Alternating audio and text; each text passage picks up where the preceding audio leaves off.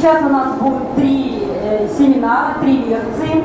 И первая из них посвящена питанию в аюрведе. И я с удовольствием вам представляю доктора Навина Чандрана. Это врач аюрведического медицинского центра Атрея Аюрведа.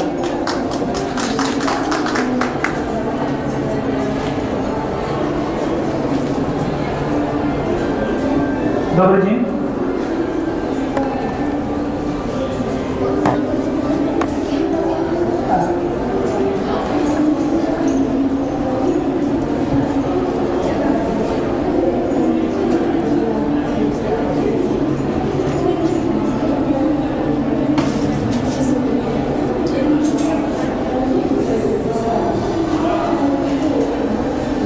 Еще раз добрый день.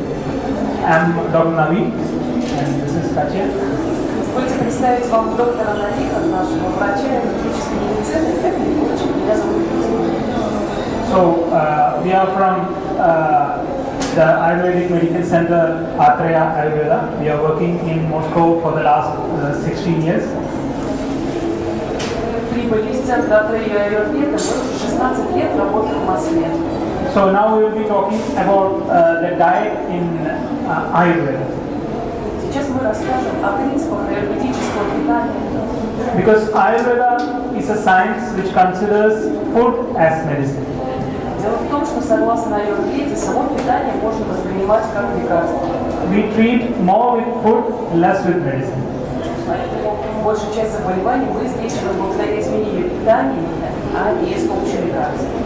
So Ayurveda usually describes about food, what to eat, where to eat, how to eat, with whom to eat, and when to eat. И согласно аюрведе очень важно принимать во внимание следующие моменты: чем питаться, где, как, с кем и когда.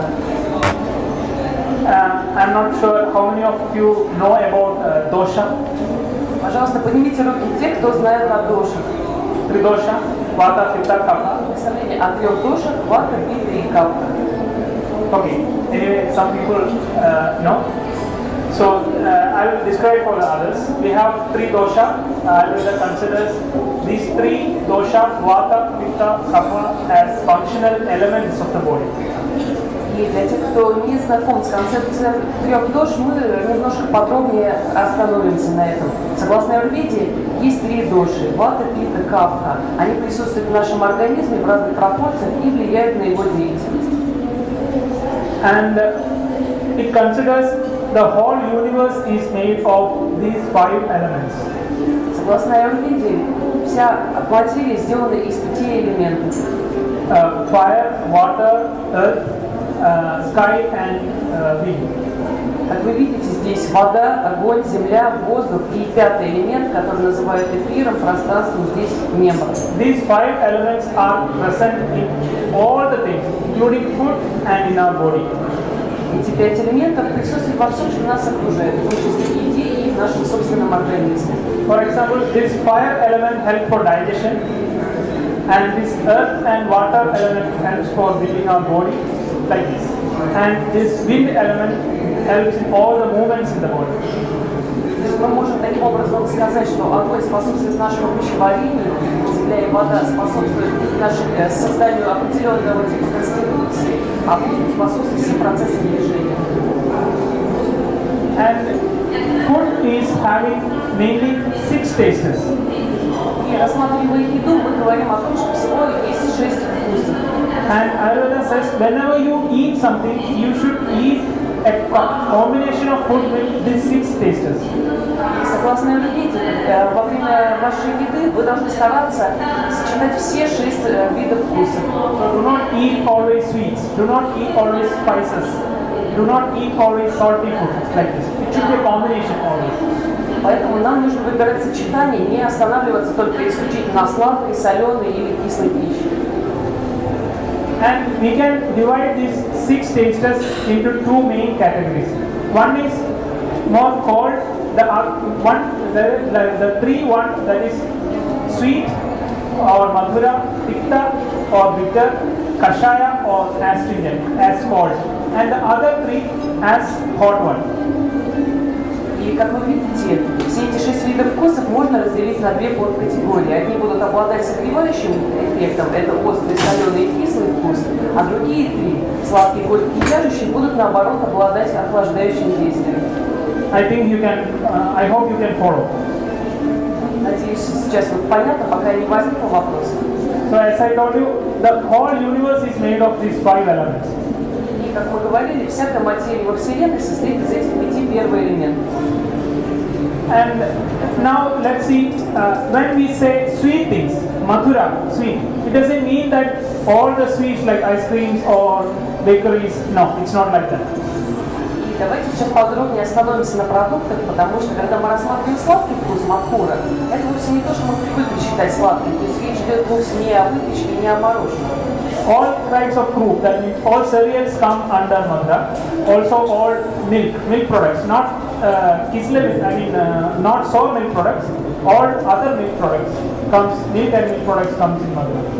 И дело в том, что в эту категорию попадают все виды златого круп, то есть все крупы и все молочные продукты, за исключением кисломолочных. Fish, meat, and other sweet fruits like yablaka, banana, like this. Также сюда входит рыба, мясо и такие сладкие фрукты, как яблоки и бананы. And you can see among the lower 2 one, like rice, yasmin and chinica. These 3 are considered as the best one among these sweets, food with sweet properties which we can eat. And milk and meat of birds, honey and this dry fruit is used. И внизу вы видите, что особым образом выделены рис, ячмень, пшеница и молоко, птицы, мед и изюм. Это продукты, которые наиболее для нас благоприятны. So you can consider them as best among the better. То есть вы можете считать, что это лучшее из лучшего. When I say rice, there are a lot of kinds of rice. Red rice, brown rice, brown rice and white rice like this. Among them, Ayurveda considers a brown rice which is called Shastika as the best one among all the rices. И дело в том, что когда мы говорим о рисе, мы выделяем множество его видов. Мы говорим о диком рисе, о белом, о буром. И согласно Аюрведе, из видов бурого риса самый лучший это шашлика. I have brought that rice here. You can see after this session if you want to. И мы как раз принесли вот этот вот рис, прошу прощения, вот этот вот как раз рис, вы можете потом посмотреть после лекции. And generally, red rice or brown rice and black rice are better than white rice. Но в любом случае бурый, дикий рис, почти любой вид риса лучше, чем белый рис. And yashmin, it is very good for reducing weight and patients with or people with diabetes like this, reducing constipation. И также очень стоит помнить, что очень хорошим злаком является ячмень, потому что он помогает бороться с ожирением, особенно у людей с диабетом, и помогает также бороться с запорами. You can see yashmin also. I have brought them. И также потом после лекции вы можете посмотреть на ячмень. And also chinica. Chinica is always better than rice and it helps to build your body strong. И также стоит помнить о том, что пшеница в любом случае будет лучше риса, она помогает, укрепляя наше тело. And about milk, milk is the best among liquids you can take inside, among sweet liquids. И теперь поговорим о молоке, потому что молоко это лучшее из всех сладких жидкостей, которые мы употребляем. Why? Because we are used to milk from the breast of our mother. So from birth we are used to the milk. So milk is the best food you can have in your life. И дело в том, что с самого раннего детства мы привыкли употреблять молоко, поэтому на протяжении жизни молоко также остается одним из лучших продуктов. And Ayurveda considers milk, especially breast milk, then cow's milk, as rasayana. You know what rasayana? Anybody have heard rasayana? И также вот согласно Аюрведе, коровье молоко и грудное молоко относятся к типу расаян, омолаживающих средств. Вы слышали когда-нибудь раньше это слово? So rasayana means which nourishes all the elements in the body. Расаяна означает то, что питает все элементы нашего тела. But when you eat more things with madra, what happens is you have chances of gaining more weight, and since they are heavy, it is not easy to digest them. И Но что происходит, если мы едим слишком много сладкой пищи? Дело в том, что мы набираем вес, и у нас возникает проблема с пищеварением, потому что такая еда тяжела для переваривания. And coming to amla, that means кислые products. Теперь мы переходим к подвиду амла, это кислый вкус. And they helps to, like you can see here, all kinds of sour milk products can be included in this. Как вы видите, в эту категорию входят все кисломолочные продукты. And all kinds of sour fruits also. Также сюда мы относим все кислые фрукты. And you can see mandari, granat and apple seed, all these. Among them, see granat. Granat is one of the best fruits you can eat from this fruit. И также сюда мы относим мандарин, гранат, апельсин, но, как вы видите, гранат выделен особым образом, это наиболее благоприятный для нас фрукт. But among them, the best one is not granat, but this Indian gooseberry. I don't think you have, it is available in Indonesia, but it is Indian gooseberry. Но еще лучше, чем гранат, индийский крыжовник. К сожалению, он не так доступен в России, но, возможно, вы видели или слышали об этом. You know Chavanprash? Вы слышали о чаванпраше? So Chavanprash is made of this Indian gooseberry, main content. Индийский крыжовник как раз является основной составляющей чаванпраша. And why this? These kinds of tasters help to improve the digestion and also increases the taste of the mouth and increases the desire for eating more food. И зачем нам нужен кислый вкус? Дело в том, что он помогает улучшить пищеварение, обостряет наши вкусовые ощущения, повышает у нас аппетит. But if you eat the more, what happens is you can have the chances of developing like skin problems like itching and other like hair fall, etc. Но что произойдет, если мы будем есть слишком много кислых продуктов? Дело в том, что мы столкнемся с кожными заболеваниями, нас будет мучить зуб, и также мы столкнемся с выпадением волос и другими проблемами. Because if you have any skin problems which have a tendency for more itching, if you take these sour milk products like kefir, smetana or turmeric, you have chances more to have this problem. И поэтому вам нужно помнить о том, что если у вас уже есть проблемы с кожей, если ваша кожа шелушится, тогда вам не нужно употреблять большое количество кисломолочных продуктов, иначе ваша проблема обостряется. Then lavan means salty. Теперь мы переходим к лаване, соленому вкусу. So we can say all salts. Сюда относятся все виды солей.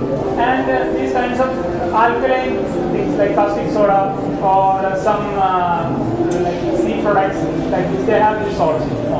Также сюда относятся щелочь, пищевая сода, минеральная вода и морские водоросли. And proteins like this. Еще лук. Here also these kinds of things, they can also increase the digestion, helps to digestion, and if we add these salts to the food, it also helps to improve the taste of the food.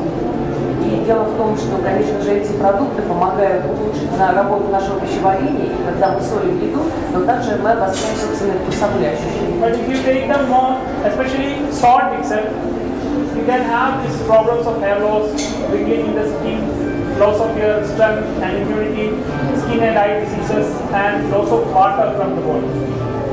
Но дело в том, что если мы будем есть слишком много соленой еды, тогда мы столкнемся с выпадением волос, мы столкнемся с заболеваниями глаз, кожи, появлением морщин и другими проблемами. И в частности надо помнить о том, что соленые продукты выводят воду из нашего организма. And the best salt you can eat is called saintava. It is rock salt. Но самым лучшим видом соли является сальтрова, то есть каменная соль. But I couldn't take it here. Sorry. К сожалению, сегодня мы ее не принесли, чтобы показать. And next one is all spices, kadu. They are all spicy foods, pungent things.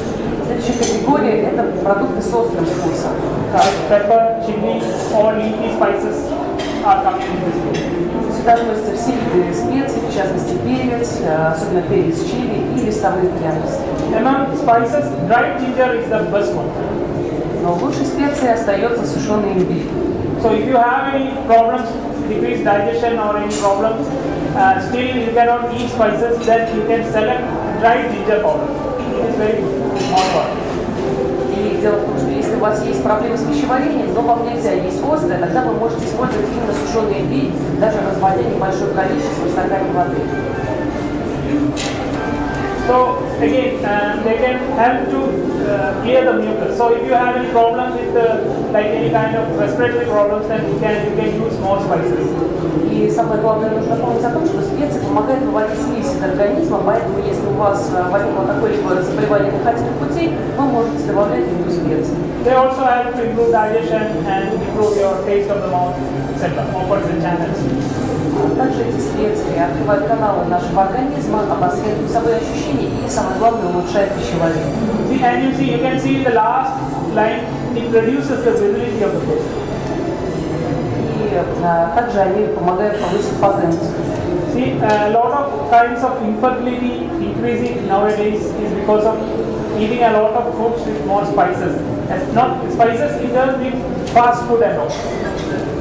И специи снижают потенцию, поэтому многие заболевания у нас возникают из-за того, что мы привыкли есть очень острую пищу, и особенно часто мы едим фастфуд, туда добавляем очень много специй. And how much we can eat? И теперь мы задаемся вопросом, а сколько же нам нужно есть? If we divide our stomach into 3 parts, then we can fill half of the stomach with solid food, and quarter part with water, and a quarter part we should leave without taking it. Мы можем условно разделить наш желудок на несколько частей. Мы половину можем заполнить, собственно, твердой пищей, четверть жидкостью, а четверть нужно всегда оставлять пустой. So you should never eat until your stomach or belly is full with food. Поэтому нам нужно всегда выходить из-за стола с легким ощущением голода. Никогда не нужно переедать. Now, how to eat? See, Теперь мы посмотрим как раз, как нужно есть. Посмотрите на эти изображения. when you eat, always concentrate on food. Когда вы едите, всегда уделяйте внимание только еде, не отвлекайтесь. Not just your body, but your mind should also be concentrating on food. То есть в процессе приема пищи должно участвовать не только тело, но и ваш ум. See, when patients come to us, most of them come with the problem of metabolism due to improper kind of food intake. Дело в том, что когда к нам в клинику приходят пациенты, многие жалуются на сниженный обмен веществ, который зачастую вызван вредными привычками. So, try to eat with your family and enjoy the food. Поэтому старайтесь наслаждаться едой в кругу семьи. Now, the factors which influence the kind of food which you take. И теперь мы рассмотрим подробные факторы, которые влияют на ту еду, которую вы едите. So, you heard about Prakriti? Скажите, кто-нибудь слышал о Пракрите? Okay. Season, Prakriti, season, age, disease and digestion. These 5 factors are important when you take the food. Должны принимать во внимание 5 факторов. То есть прокрытие, время года, возраст, наличие тех или иных заболеваний и силу нашего пищеварения. Now I would like to concentrate because if we describe about all these things, we don't have that much time. So I would like to mention about the season and connection with the connection of the season with the diet. Мы не сможем остановиться подробно на каждом элементе, но мы расскажем о связи еды с временем года. So let's start with. So first of all, I will just mention about 3 kinds of Prakriti. They are Vata, Pitta, Kapha. Здесь вы можете обратить внимание на 3 типа конституции. You can see from the picture itself. И уже, если вы хотите, вы можете понять, чем они отличаются. There are 3 kinds of people here. Okay. Здесь как раз 3 типа конституции, а для меньшего. And now let's go to the weather. So we can consider, even though there are 6 weathers, we can consider them mainly 4. One is summer, spring, winter, and autumn. И мы рассмотрим связь с временами года. Несмотря на то, что иногда выделяет 6 времен года, то есть уделяет переходный период, мы остановимся на 4. Since now it is winter, we can start with winter. Okay? Так, сейчас зима, мы начнем, собственно, с зимы. So this December, January, and February. This time, here there is people usually have strong digestive problems because of this cold climate. Дело в том, что как раз мы рассмотрим декабрь, январь, февраль, и нужно особенно тщательно уделять внимание пищеварению. And Vata increases in this season due to this dryness. Дело в том, что в нашем организме повышается вата из-за того, что погода становится сухой. So in this season we should take more Madhura, Amla, Lavana and hot foods. Поэтому в это время года мы должны есть больше сладкой, кислой пищи, и самое главное, еда должна быть горячей. I have already explained about Madhura, Amla and Lemon. I think you have now an idea. Да, мы уже упоминали сладкую, соленую и кислую пищу, поэтому вы уже имеете представление о том, какие продукты сюда относятся. And meat of healthy animals, other cereals, milk products, sesame oil. И также сюда мы можем отнести качественное мясо, крупы и другие продукты, перечисленные здесь. You have seen anybody see sesame oil? Sesame? Кунжутное масло кто-нибудь из вас использует? Okay, you can, if you would like, you can buy all these products from Indian stores, like Jagannath or any other Indian stores. You will get all these sesame seeds and oil. В любом случае, если у вас возникнет необходимость купить семена кунжута или кунжутное масло, то можете купить в Джаганнате или других специализированных индийских магазинах. And nourishing soups, meat, fatty meats. So fatty meats means fat, meat of animals with a lot of fat, like baramina or doriadina like this. Также мы говорим о том, что в это время года нужно употреблять питательные супы и мясо с достаточным количеством жира, то есть речь идет о баранине, о говядине. Fats and vegetable oils, food made from wheat flour, fresh corn, black lentils, dairy products, dishes made from sugar cane, like this. И посмотрите внимательно на другие продукты, то есть тут нужно употреблять и черную чечевицу, и молочные продукты, и другие. Because many people have a belief that Ayurveda explains not to take any non-vegetarian food. It is not like that. Потому что многие убеждены, что согласно Аюрведе нужно придерживаться исключительно вегетарианской диеты, но это не так. Ayurveda explains about all the people in the world, both those who eat only vegetarian and those who eat only non-vegetarian. Потому что Аюрведа объясняет закономерность того, какие продукты мы употребляем, и говорит о том, кому нужно придерживаться вегетарианской диете, а кому это не нужно. And what you should eat depends upon some factors like your constitution and everything. It is different for different people. И дело в том, что все предельно индивидуально. Ваша еда должна определяться и вашим типом конституции, и такими внешними условиями, как время года. And coming to the spring season, March, April and May. Сейчас мы переходим к следующему времени года, весна. In this season, kapha increases. В это время года повышается капха. Here, people will have less digestive power compared to winter. В это время снижается сила пищеварения. So you should try to eat more tikka, kadu and kashai. Поэтому нам нужно стараться есть следующую еду, то есть это острая, вяжущая пища. And this kadu, especially kadu, there are more spices. So you can add more spices to your diet during spring season, but not in winter season. И как раз, как вы видите, здесь рекомендуется есть острую пищу. Поэтому, если мы хотим ее есть, лучше ее есть именно весной, а не зимой. Because in winter already you are supposed to have good digestion. Потому что зимой у нас и так уже достаточно сильное пищеварение, нам это не обязательно. And in spring season you can add more dry fruits and dry kinds of foods into your diet. А весной можно будет добавить больше сухофруктов и вообще, в принципе, еды с малым содержанием жидкости. And also like yashmin and chinica, they are good to eat in spring season. Весной очень хорошо есть следующие крупы, например, ячмень, пшеницу. Than rice. И они гораздо лучше подходят, чем рис. And in autumn season, and before this, when there is some rainy season in between, then in this season there is increased vata. Но также мы должны помнить о том, что обычно на переходное время года, в начале весны, бывает очень много дождей и повышается в организме вата. Then you have weak digestive power. И когда у вас ослабляется пищеварение, So this one is summer. In summer season, sorry, the food item should be more unctuous. That means you should be having more fluid in it. Do not eat much dry food. и мы переходим к лету, летом нужно стараться, чтобы еда была влажной, маслянистой, нам нужно отказаться от сухофруктов и сухой пищи. There should be more madhura and light and cool in quality. Еда должна быть сладкой, легкой и холодной.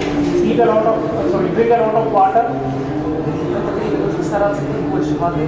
And do not take much alcoholic beverages in this season. И нужно помнить помнить о том, что не следует в это время года пить очень много алкоголя. And if you want to take, either add a lot of water or take less powerful alcohol. И если все-таки хочется выпить алкоголя, то смотрите, чтобы это были либо не крепкие напитки, либо чтобы вы запивали достаточным количеством воды. And in autumn season, before this beginning of this autumn season, as I told you, there will be a rainy. So we can consider as a rainy time, and after the rain, the real autumn time. Сейчас мы переходим к осени, и, как мы уже говорили, в это переходное время года, когда много дождей, вот, в начале осени, также следует помнить о повышении определенных дождей. And in this rainy time, again the temperature goes down and vata increases due to this cold climate. В этот период дождей повышается вата из-за холодного климата.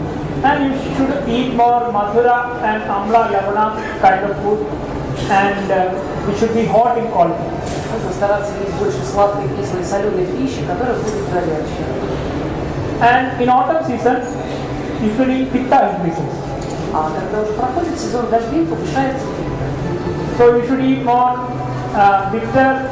So see this bitter and astringent, pitta and kashaya. They are not so much available in diet. I mean in Russian diet. It is more milk products and meat. So better to eat more vegetables and leafy vegetables like this during this time.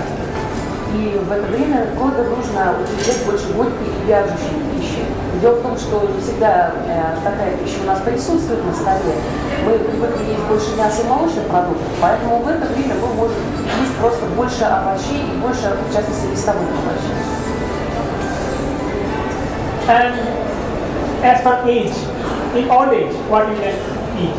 И сейчас мы рассмотрим такой следующий аспект, это учет возраста. Что мы можем есть уже в пожилом возрасте, как должно меняться наше питание. Do not eat which is not easily digestible. Нам нужно есть только легкую пищу, которая будет легко перевариваться, легко усваиваться. Eat less fat. Нужно, чтобы в еде содержалось меньше жира. Eat only fresh and warm food. Еда должна быть всегда свежей, теплой. Eat only semi-solid and liquid food. For example, kasha. Kasha you can eat every day. И нужно стараться переходить на более жидкую пищу, на полутвердую. То есть, например, каша – это идеальная еда, которая есть в течение. You can change it from one day eat rice kasha, then chiditsa, like this. Different kinds of cereals you can eat. И Which cup? можно каждый раз менять кашу, то есть в один день съесть рису, другой гречневую, потом ячменную. And you can add ghee, taploni masala into this because if add in small quantities, it helps to improve the digestion. И также в каше вы можете добавлять топленое масло, потому что в небольшом количестве оно помогает улучшать пищеварение. And eat only less food in quantity. И нужно стараться есть меньше еды. Now, how to know whether you have a good digestion or not? Теперь мы рассмотрим, как узнать, хорошее ли у нас пищеварение. They are just simple three like signs. You can take them in your everyday life to understand whether you have good digestion or not. Как вы видите, здесь есть три простых признака, по которым мы можем понять, все ли у нас в порядке с пищеварением. When you have a clear gut, then feeling of energy and lightness of the body, and when your natural urges are every day and without any problem. И, то есть вы, как вы можете видеть, это отрыжка без запаха, чистая отрыжка, если таковая возникает, нет ощущения тяжести, то есть ощущается наоборот прилив сил, и, наконец, что касается естественных потребностей, то есть это отсутствие проблем со стулом, стул ежедневно. And eat less during night and more in the morning. And if you keep such diet, then this is the result. И вы можете посмотреть, что будет, если следовать следующему режиму питания. Есть больше утром и меньше есть вечером. If you eat opposite, then you will become the first kind. И если вы будете есть наоборот, то есть если вам ужин будет обильный, то вы будете похожи больше на человека первого плана. So there is a famous saying that breakfast like a king, lunch like a prince, and dinner like a pauper. И также существует известная поговорка: завтракайте как король, обедайте как принц и ужинаете как нищий. And do not eat before or after meal time. И рассмотрим следующие правила. Когда нам не нужно есть? Нам не нужно много есть между приемами, сразу после или перед приемом пищи. Less or more contaminated, uncovered, spoiled or burnt food. Нам не нужно есть прогоревшую или испорченную еду. So burnt food means charred food. Like you can eat shashi, it is not actually charred food, but if it is charred, do not eat. Да, то есть, когда мы говорим о прогоревшей еде, то, разумеется, мы не имеем в виду еду, приготовленную на огне, как шашлык. Мы имеем в виду именно прогоревшую, испорченную. And do not eat leftover food. И самое главное, не нужно есть остатки еды от еды. And food that you do not like or that which tastes and smells bad. И также стоит отказаться от еды, которая вам не нравится на вкус или которая неприятно пахнет. And food that has not been cooked properly. Также сюда относится еда, которую неправильно приготовили. Food that has been reheated, it is very difficult in here scenario, I know, but it is said like this: eat only fresh food. Was cooked long time back or is very cold. Do not eat. И стараться не есть повторно разогретую еду. Конечно, в наших условиях это очень сложно, но речь идет о том, чтобы во второй, в третий раз уже не разогревать. И, наконец, речь идет о том, чтобы не есть уже остывшую еду и так далее. And avoid after meals, these things. Sleep or sit for a long time. И после еды нужно избегать следующих действий. То есть мы не должны спать или сидеть очень много. Laugh or talk excessively. Нам не нужно очень громко смеяться или разговаривать. Avoid unpleasant sensory exposures. Нам нужно избегать неприятного воздействия на наши органы и чувства. And consume large amount of fluids. So do not drink much water immediately after taking food. И также нам нужно остерегаться употреблять слишком много жидкости сразу после еды. Ayurveda says if you drink more water before eating food, you will lose weight. And if you drink more water immediately after taking food, you will gain more weight.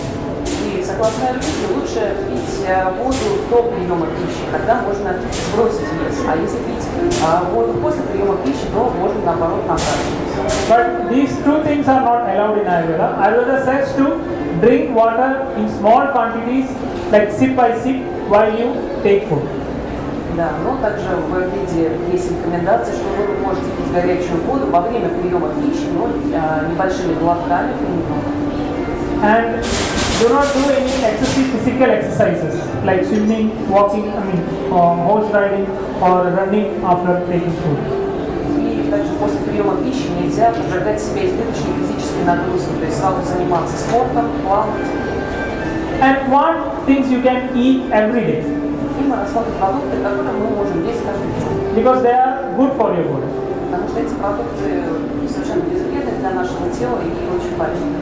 Brown rice Можно обратить внимание, как раз здесь речь о буром рисе and siloni mash, green gram. и зеленый маш, то есть это бобовый. Everybody knows siloni mash, green gram. Все представляют себе, что такое зеленый маш. So if you want to, I have brought it, you can see. Да, мы привезли с собой, мы покажем после. And rock salt, И каменная соль. Indian gooseberry, Индийский крыжовник, wheat, пшено, okay, cow's milk, коровье молоко, lean meat. постное мясо. Lean meat means bird meat, like peri-peri or even chicken you can. И к постному мясу мы обычно относим птицу, то есть это мясо перепелки и даже мясо курицы.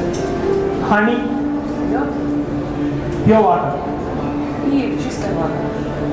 You can take every day these things. Эти продукты вы можете употреблять каждый день. And what you do not take daily. И теперь мы рассмотрим, наоборот, продукты, которые ежедневно есть не рекомендуется. Breads, Здесь речь, конечно же, о хлебе. especially do not take bread with white flour and without having yeast. И особенно хорошо было бы отказаться хотя бы от хлеба дрожжевого и от хлеба из белой муки. Do not take fermented milk products and curd every day. Также не стоит есть кисломолочные продукты, кефир каждый день. Preserved and refined food, Тоже относится и к консервированной, рафинированной пище. dried fish, red fish. к сушеной красной рыбе, meat of pig and beef, к свинине и говядине, dried plants, к сушеным растениям. То есть имеется в виду сушеные листья, которые мы добавляем в еду, сушеные специи. alkalis and salt. Salt you will have to add, but only in small quantities. И соль и щелочи, то есть соль можно добавлять, но в небольшом количестве. And these are three kinds of things you should take care while taking food. И также есть три вредные привычки, на которые нужно обращать особое внимание. The combination of food which is good and bad. This is three kinds, like usually we used to take like this. So it is explained three kinds of these habits. A combination of food which is good and bad. То есть, первое, что сюда относится, это неправильное сочетание вредной и полезной пищи. And eating when the previous food is under digestion. Прием пищи, когда еда после предыдущего приема пищи еще не переварилась. So eat only when you have appetite. Поэтому нам нужно прислушиваться к себе и есть только когда у нас возникает аппетит. Inconsistent food, like eating of excess or less quantity of food at an improper time. И также нарушение режима дня. То есть это означает, что мы принимаем еду всегда в разное время и очень много едим в перерывах. And these are bad combinations of food. А теперь мы рассмотрим вредные сочетания продуктов. Honey and taprodi masala, but they are, you can mix them, but do not mix them in equal quantities. Never. И первое, что сюда относится, это сочетание меда и топленого масла. Эти продукты можно сочетать, но не в равном количестве. Honey with hot water or hot things. Мед с горячей едой, с горячей напитком. Milk with fish. Молоко и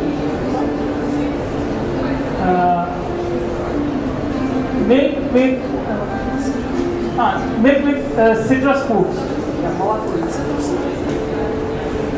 And sour milk products during night. Потребление кисломолочных продуктов на ночь. And dry fruits during night. И употребление свежих фруктов на ночь. And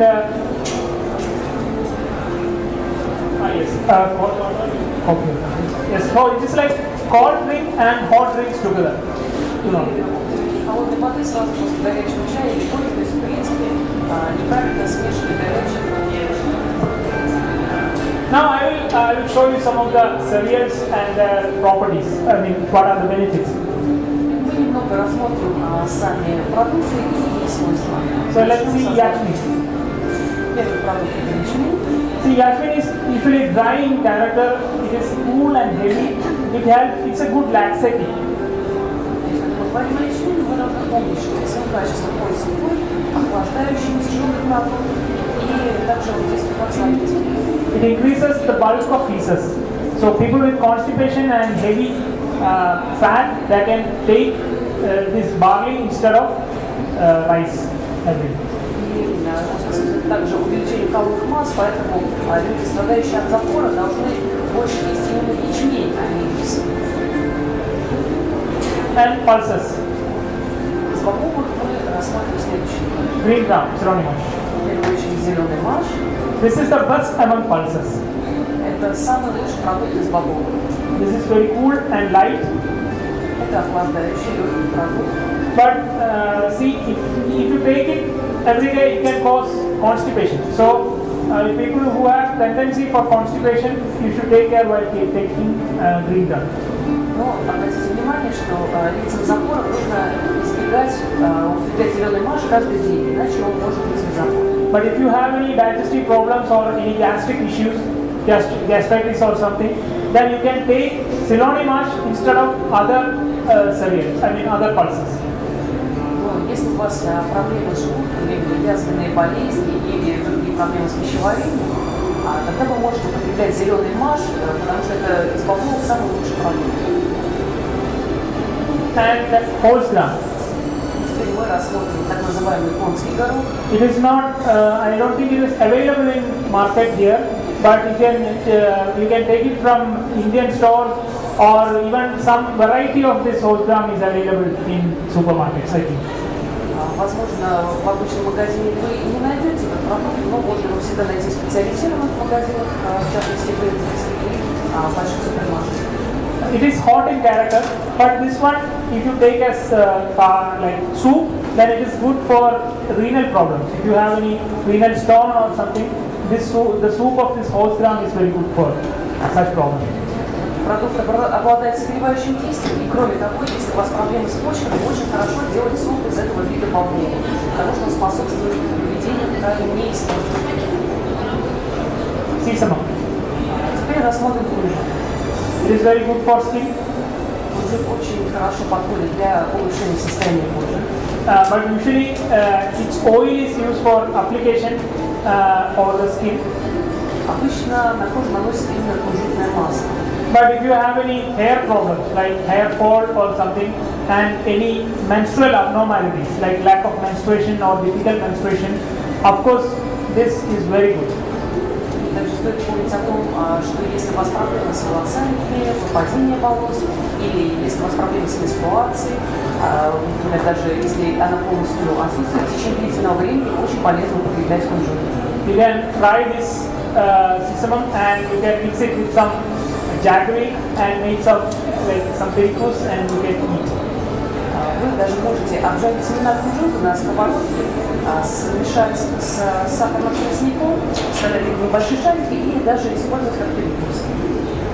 So for lady with lack of menstruation, difficult menstruation, not all, but people who have more problems with vata and kapha. So for such people, if they have any menstrual problems, then this one is a good option.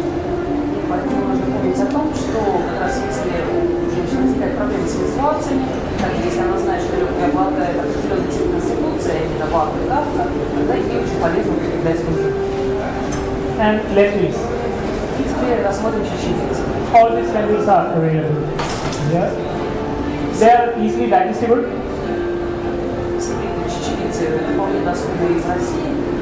Стоит помнить о том, что они очень легко усваиваются. And reduce fat, but they absorb the water in the body. Помогают снижать вес и, кроме того, излишек воды борются с отечностью. So they can increase the problem if you have a tendency for constipation. Но иногда они могут приводить к запорам. Milk, of course, we have already explained about milk. Мы уже говорили о полезных свойствах молока. It is one of the best aphrodisiacs. Вы еще упомянули, что это один из лучших афродизиаков. Increases the vitality of the body. Он помогает организму набирать жизненные силы. And but it is a little bit heavy. So if you have good metabolism, good digestion, then you can take milk every day. Но важно обращать внимание на ваш обмен веществ, потому что если у вас проблемы с обменом веществ, молоко не рекомендуется употреблять каждый день. Cow's milk. Of course, cow's milk is the best milk you can get after mother's milk. И как раз поговорим о коровьем молоке, потому что после грудного молока это в втором месте стоит как самое лучшее молоко. It helps to nourish the brain tissue. Потому что это молоко питает ткани мозга. For mothers who have less breast milk, they can take cow's milk every day. Если у кормящей матери вырабатывается мало молока, она может пить коровье молоко, это ей поможет с It's a good laxative also. И также молоко обладает замечательным действием. And in children, it promotes sleep. А что касается детей, то молоко помогает заснуть. So there are some conditions where they are optional.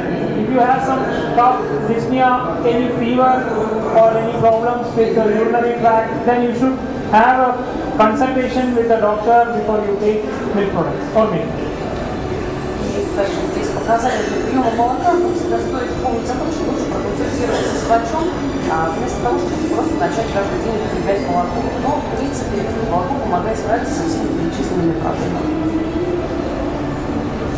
And goat's milk. И теперь поговорим о козьем молоке. It is lighter than cow's milk. Козье молоко по своим свойствам легче, чем коровье. So easily digestible than cow's milk. Поэтому оно существенно легче переваривается. And it is very good for bleeding disorders. И и оно помогает бороться с кровотечениями, с проблемами со свертываемой структурой.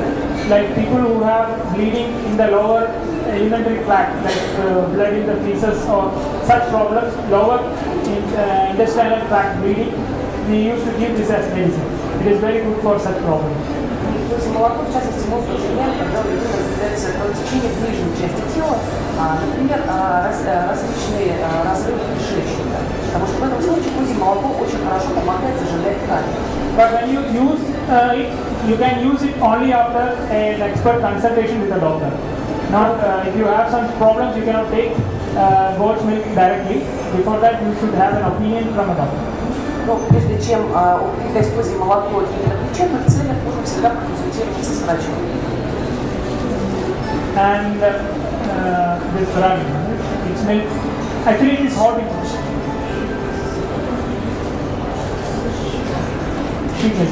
It is hot in potency, so it's not. Usually, all the milk are cold in nature, but this sheep milk is hot in character. Говорим об овечьем молоке, потому что обычное молоко обладает охлаждающим действием. Единственное исключение – это овечье молоко. So, but I think the other milk, like goat's milk, this kind of milk is won't be available here. I think because sheep will be more here. Sheep will be Здесь уже всегда появляется доступность молока. В районах будет более доступно козье и овечье.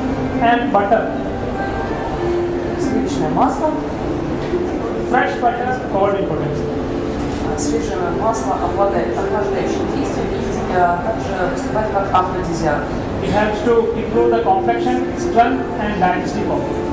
Оно помогает улучшить цвет кожи, придать силы и улучшает пищеварение. It's a good medicine also. То есть сливочное масло тоже может выступать как лекарство. Curd. Curd can have a tendency, like if you have a tendency for constipation, curd can increase this tendency.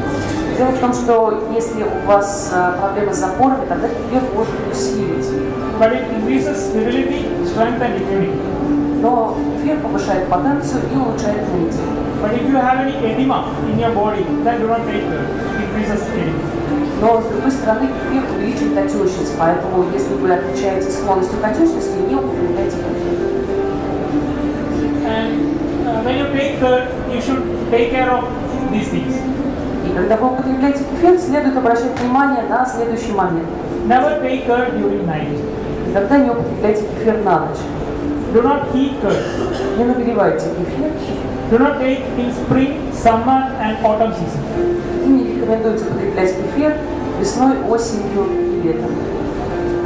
Better than taking alone, you can take it with green drum soup. И иногда допустимы такие сочетания кефира, то есть лучше кефир смешивать, например, с супом из зеленого маша. Or honey, ghee, sugar or powder of Indian gooseberry. Также можно смешивать с медом, с топленым маслом, с мякотью индийского крыжовника. So, if you have such problems, you should not take it. И обратите внимание на следующие побочные действия, то есть если у вас есть проблемы, например, с кожей, уже не рекомендуется. Even though it helps to improve digestion, if you have any indigestion, do not take it. Несмотря на то, что, как мы уже говорили, этот продукт улучшает пищеварение, и все-таки если у вас уже есть серьезные проблемы с пищеварением, принимать его не рекомендуется. And if you have any bleeding disorders, do not take it.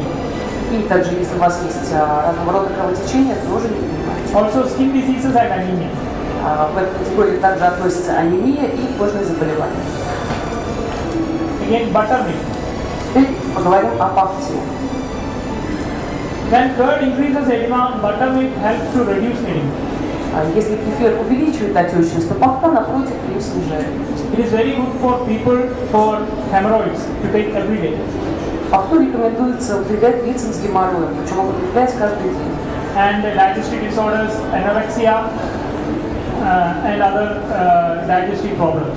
Также пахта показана при пищевых расстройствах, проблемах с пищеварением, анорексии.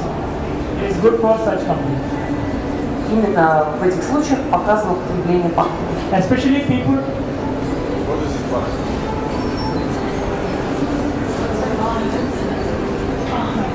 It is actually tan. We can say it is actually this is the fat removed from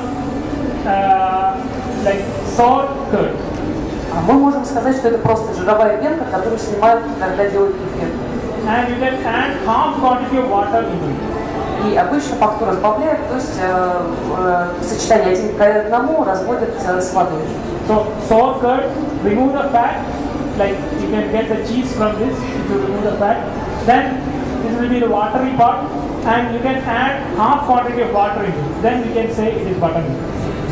Потому что обычно мы снимаем жировую пленку, из нее можно впоследствии сделать сыр, а водную часть добавляем в остаток кефир.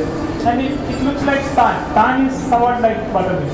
Вы слышали о таком продукте, как тан. Тан это тоже по сути факта. And if you how to make it, you can just put some curd, this sour curd, and if you mix it well, then this fat will automatically come out. Then you can take the watery part and add water and take it.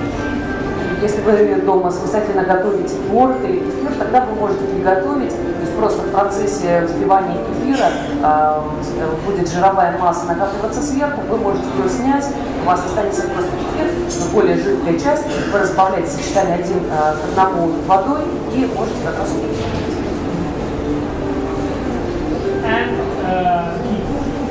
И рассмотрим топленое масло, или, как мы его называем, масло ки. This is one of the best milk product you can take every day. На самом деле это один из лучших молочных продуктов, которые мы можем употреблять ежедневно. If you have any digestive problem, do not take curd or cheese. You can take this tapaloni also. Если у вас проблемы с пищеварением, лучше не употреблять кефир и сыр, лучше вместо этого употреблять топленое масло. It is usually made by heating this cheese and removing the water part. Обычно мы получаем масло ки, когда нагреваем сыр и убираем водный раствор. You will get it from Indian shops, of course. И, разумеется, это масло можно купить в специализированных индийских магазинах. So it helps to improve the digestion, strength and immunity of the body. Это масло укрепляет пищеварение или усиливает иммунитет. And so usually there are conditions in which you can take this ghee, but they are all dependent. Because if you want to take ghee in these conditions, in disorders, toxicity, epilepsy, gynecological disorders, these are all medical conditions. So before you take ghee, if you have these complaints, before you take ghee, you should have an expert consultation. И, безусловно, употребление ки показано при следующих заболеваниях, например, проблемы с кожей, отравление и эпилепсия в том числе. Но, безусловно, если вы хотите использовать топленое масло в качестве лекарственного средства, нужно сначала проконсультироваться с врачом.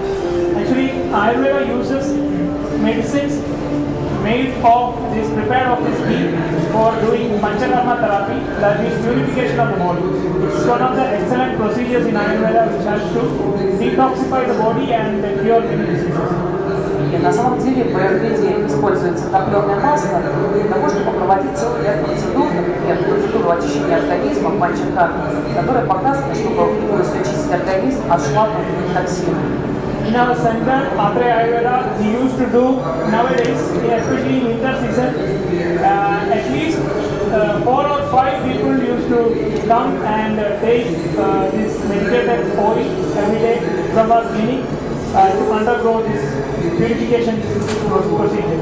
В нашем центре Аюрведа мы проводим эту очищающую терапию панчакарму, и ежедневно к нам приходит 5 человек примерно, которые проходят эту терапию, пьют топленое масло. It's one of the wonderful procedures which helps to cure many major and long-standing diseases. Это одна из лучших процедур для того, чтобы вылечить хронические и тяжелые заболевания. And honey, of course, you get a lot of kinds of honey here. Теперь мы рассмотрим мед. Дело в том, что, конечно же, в России есть много видов меда, самых разнообразных. It's good for eyes. It helps to clarify the channels. Мед улучшает зрение, очищает каналы организма. In conditions like respiratory problems, dyspnea, cough, etc., you can take honey as medicine. И Его можно использовать как лекарство при кашле, при одышке и в целом при заболевании дыхательных путей. But there are also, since there are medical conditions, you will have to have an expert opinion before you take it as medicine. Но, как мы уже говорили, чтобы использовать мед в качестве лекарственного средства, нужно сначала проконсультироваться с врачом. So it's used for such conditions, skin diseases, diabetes, worms, diarrhea, bleeding disorders, like this. Вы можете видеть, это помогает в следующих случаях, то есть помогает бороться с диабетом, с червями, паразитами, с диареей и другими заболеваниями и расстройствами. Now meat products, chicken. Теперь мы перейдем к мясным продуктам, начнем с курицы. It's good for hearing, voice, eyesight, and it's a good aphrodisiac. Помимо того, что этот продукт является хорошим афродизиаком, он также улучшает зрение, слух, голос. So in our place, some of our famous singers used to take chicken to improve their voice. И поэтому мы можем даже упомянуть такой интересный момент, что у нас в Индии многие певцы употребляют мясо курицы именно для того, чтобы у них был очень красивый вокал. But it is hot in character. So if you have any body, like increased tendency for body temperature, like any thyroid disorders with increased body temperature, or any premenstrual syndrome with any increased like hot flushes, you should take care before taking chicken. Но стоит помнить о том, что курица обычно усиливает температуру тела, поэтому если у вас уже повышенная температура тела, если у вас проблемы с щитовидной железой, часто бывают приливы, тогда вам следует с осторожностью употреблять курицу. Got meat, it's cool, heavy and uncooked. Рассматривая говядину, мы можем отметить ее следующие качества, что такое мясо обычно холодное, тяжелое и жирное. So if you have such any tendency for this increased body temperature while taking chicken, you can change over into goat meat. И поэтому обычно, если курица вам неблагоприятна, повышает температуру тела, вместо нее вы можете употреблять козлятину. It's more similar to human tissue. Козлятина по своим свойствам больше соответствует ткани человеческого организма, лучше усваивается. So it's easily absorbed.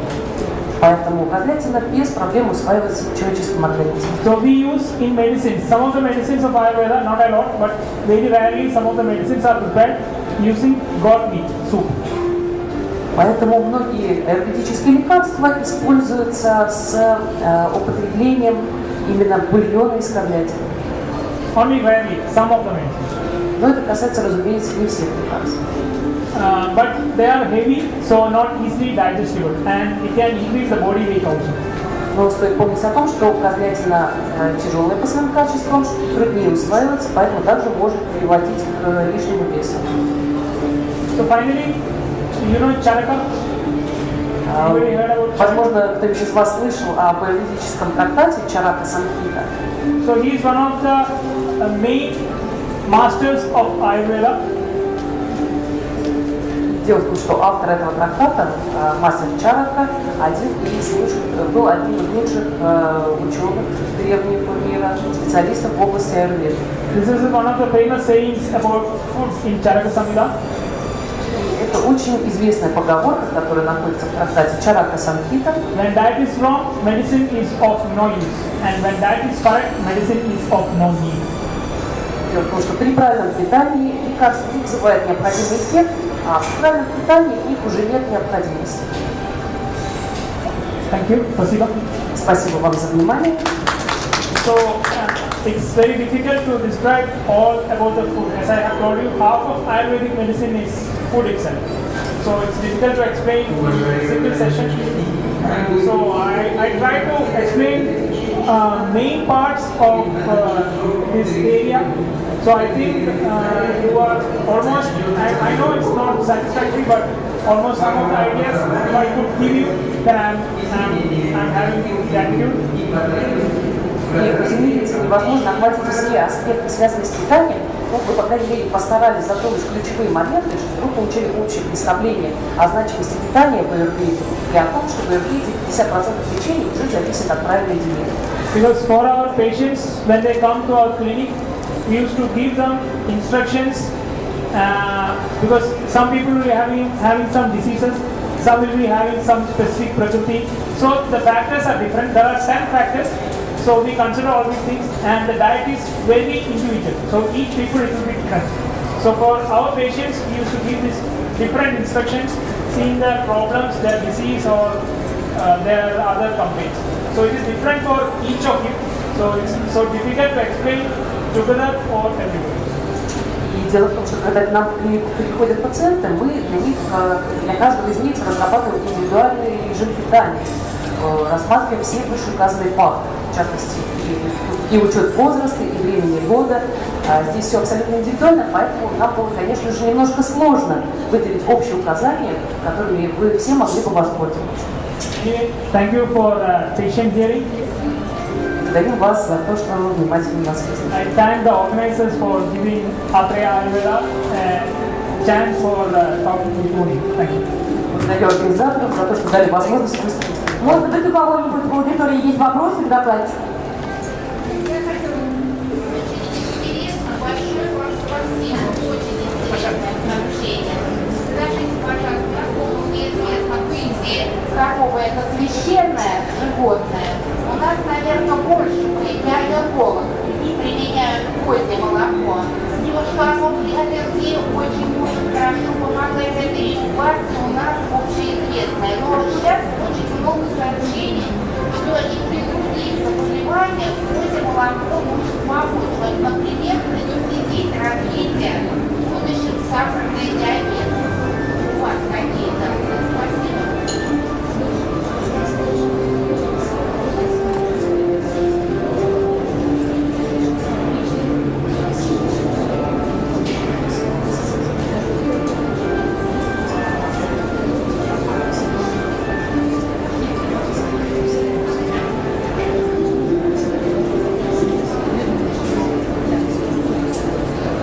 See, I think I have already mentioned about goat milk. See, cow's milk is the best milk as per Ayurveda, but some conditions you cannot take cow's milk because cow's milk is a little bit heavy. And goat milk, because it is said that since the goat is very active animal, so cow is always like they stand somewhere and in the like, but goat is like very active animal, so it roams around and eats from different places. That is like it's explained like this. So goat's milk is more lighter and for problems with more bleeding disorders, not about diabetes, but Ayurveda explains more about bleeding disorders and some digestive problems with less digestion and complaints like diarrhea. Goat's milk is the best. Дело в том, что действительно мы говорили, что согласно Аюрведе коровье молоко лучше всего, безусловно, но коровье молоко подходит не всем. Козье молоко действительно гораздо легче, и поэтому в особых случаях мы используем только козье молоко.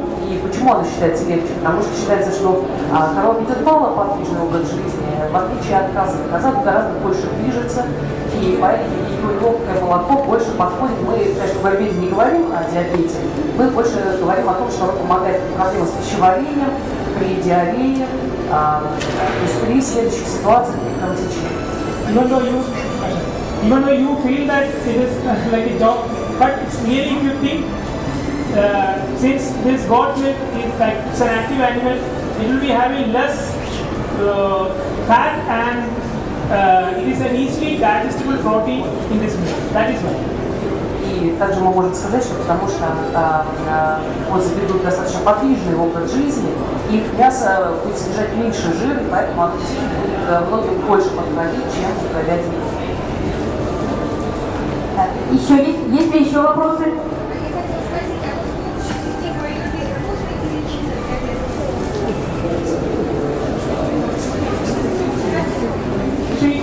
Ayurveda explains as diabetes as the disease which cannot be cured, but we can control diabetes using diet, exercise and medicine. But we cannot cure diabetes. Дело в том, что согласно Аюрведе, диабет – это такое системное заболевание, которое мы не можем исцелить полностью. Мы можем контролировать диабет благодаря правильному питанию, лекарствам и физической нагрузке. And the scope of the treatment depends when you start the treatment. Because if you start in the initial stage, you can even prolong your, because for example, if you have a family history of diabetes, a strong family history, and if you are doubtful that you have the chances of diabetes, then you can start Ayurvedic treatment before you start to have the diabetes, and you can stop it from coming in early age. So you can live long without any problem of diabetes. И, разумеется, очень важно то, на какой стадии вы обратитесь к врачу, чтобы решить диабет. Потому что в тех случаях, если мы знаем, что диабет – это наследственное заболевание, мы опасаемся, что у нас тоже могут возникнуть симптомы диабета, мы можем начать лечение и прожить всю жизнь без появления этих симптомов. That's why I said you earlier, we have special procedure called seasonal purification. Seasonal purification means purifying, curing your problems. Like some people have a tendency to have increased problems in some seasons. So identify this problem and assess your dosha, then do treatments to purify your body using medicines in specific seasons. So we decided after detailed consultation, then we fix the type of treatment, the type of purification, and we do this. Like this, you can improve your immunity and prevent the chances of having diseases in your life. Разумеется, мы уже упоминали панчакарму, то есть сезонное очищение организма. Дело в том, что на консультации врача аюрведы определяется и тип конституции человека, и то, как различные времена года влияют на состояние его здоровья, и тогда как раз предписывается очищающая терапия, которая помогает и предотвратить развитие множества заболеваний, и укрепить иммунитет. So Ayurveda is more about prevention than treatment. Treatment comes only in the second part. Поэтому цель аюрведы заниматься не только лечением, но профилактикой заболеваний, уделять ей не меньшее значение, чем лечение. So it teaches how to treat and also how to live healthy. Поэтому аюрведа учит и как исцелять заболевания, и как жить уже здоровой жизнью, поддерживать состояние здоровья.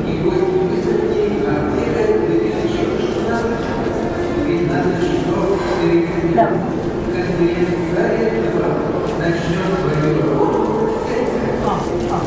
So that's an interesting question.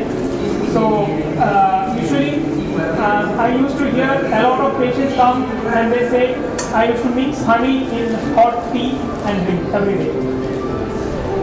Дело в том, что действительно многие пациенты приходят к нам и говорят, что у меня уже такая привычка появилась, то есть я каждый день пью горячий чай с медом, беру просто мед и размешиваю.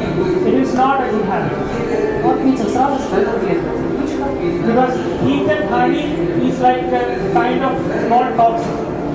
Дело в том, что мед при нагревании становится токсичным. So Ayurveda never allows to heat honey. Поэтому, согласно аюрведе, мед никогда нельзя нагревать. You can mix honey with hot water and you can drink, no problem. But not with hot water, hot tea or any hot food. Вы можете смешивать мед с холодной водой, но ни в коем случае не с горячими напитками и не с горячей едой.